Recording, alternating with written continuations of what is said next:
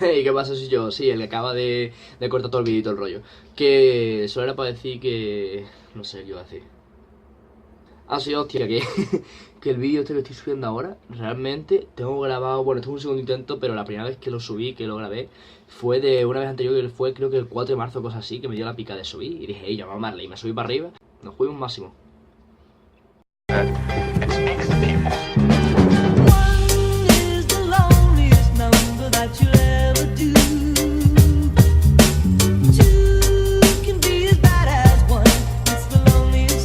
Since the